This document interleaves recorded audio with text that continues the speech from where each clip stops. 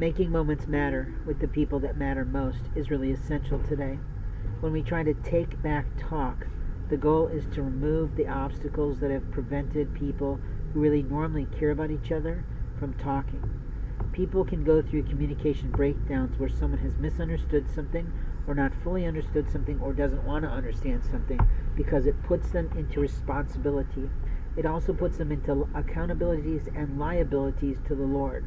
You see, in most good books on the world and on of an openly heaven and heaven's helpers, in terms of angels and other lore, we have to recognize that God has planned lives.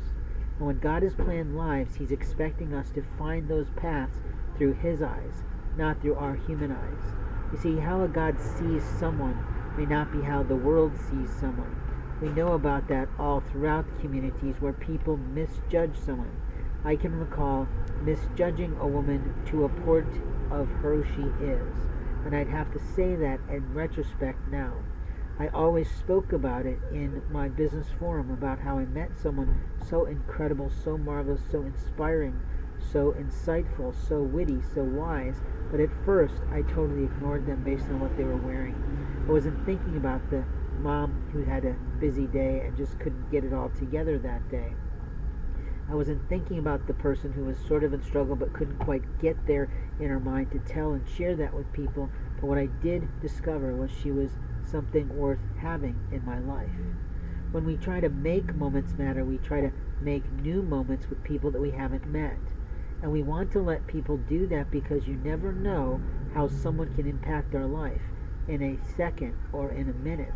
I do often say that sales that have been produced in minutes can be lost in seconds, but that's only if you're trying to play out of something that you don't want to play into.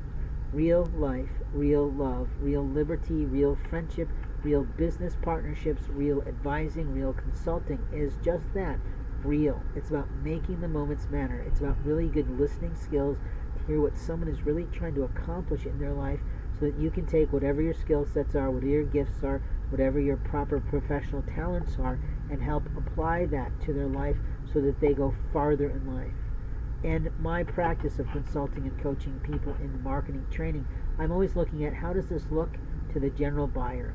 How does this present to the regular worker? How does this present to the people who get the money to afford you, as well as the money of the people that maybe don't have the money to afford you, because sometimes they will invest in themselves and they'll put things on a credit card, and the last thing you want them to do is leave that program after they spent the money with you and go, that was a waste of my time, and then they want their money back.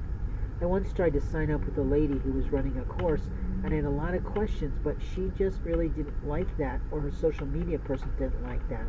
And here's the difference. Here's the rub. Some men prefer to win and learn from women. Other men prefer to win and learn from men. Really good people prefer to just win what is good content and good opportunity, regardless of who's involved, a woman or a man.